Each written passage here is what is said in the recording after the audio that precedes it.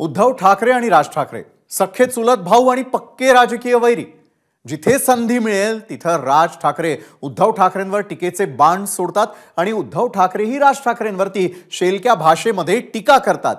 ठाकरे घराण्यातला हा संघर्ष महाराष्ट्राला नवा नाहीये।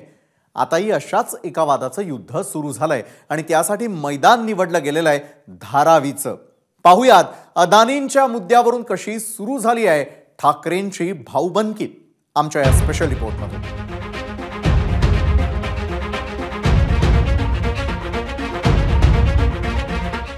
धारावी पुनर्विकासाच्या मुद्द्यावरून उद्धव ठाकरेंनी अदानींच्या कार्यालयावर मोर्चा काढला। हा इशारा मोर्चा है, समझने वालों को इशारा काफी है।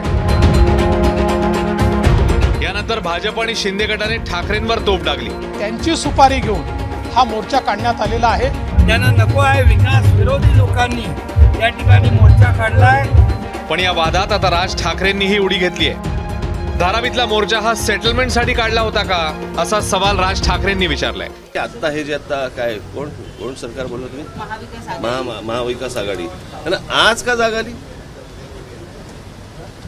मला असं वाटतं जाहीर होऊन मला 8-10 महिने झाले असतील ना। आज का मोर्चा काढलाय की सेटलमेंट नीट होत नाही म्हणून? कशासाठी मोर्चा काढला? बघा, एक तर गोष्ट अशी आहे की मला आता कळायला लागले अदानीचे चमचे कोण कोण आहेत। अदानीचे म्हणजे मी प्रश्न आम्ही अदानीला विचारला, चमचे का वाचतायत? बरं, आंदोलनात गेल्यानंतर विषय काय हे विचारून जे बोलतात त्यांच्या अर्धवट माहितीवरनं त्यांनी एक तर प्रश्न विचारू नये आणि विमानाला कुठे टोल लागत नाही त्याच्यामुळे हाही विषय तिकडे येत नाही।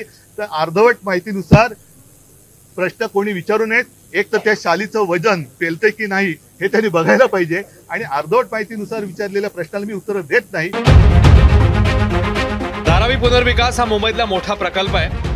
तो प्रकल्प परस्पर अदानींना कसा दिला असा सवालही राज ठाकरेंनी विचारलाय। मी तुम्हाला आठवत असेल त्या BDT 40च्या इकडे पण मी जेव्हा गेलो होतो त्यावेळेला तिथे विचारलं होतं की त्याला एक ओपन स्पेस लागते। एक केवढा मोठा भाग आहे तो, त्याला एक ओपन स्पेस लागते।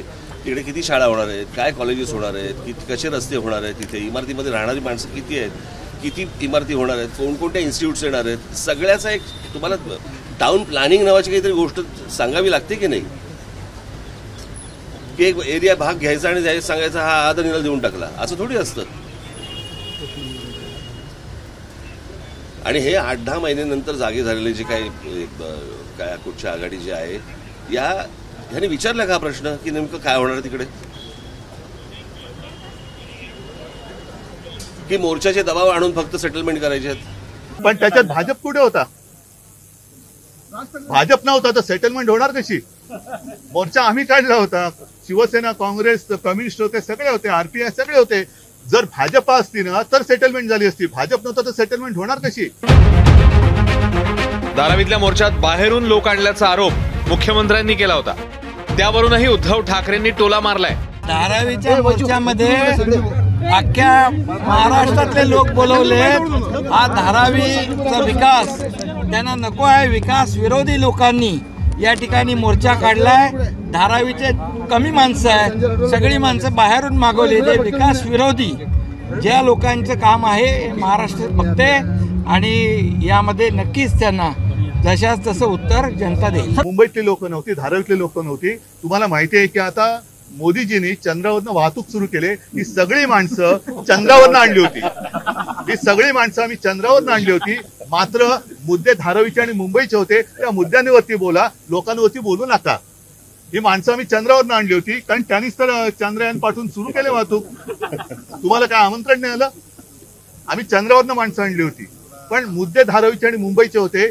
मुंबई विकण्यासाठी म्हणून जे अदानीची चमचेगिरी करतायत, मला वाटतं अशांची मला लाज वाटते।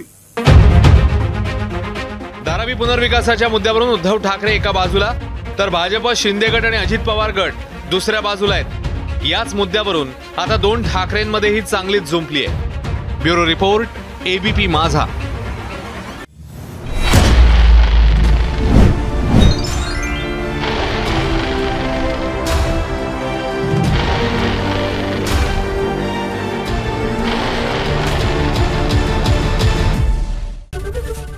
ABP माझा, उघडा डोळे बघा नीट।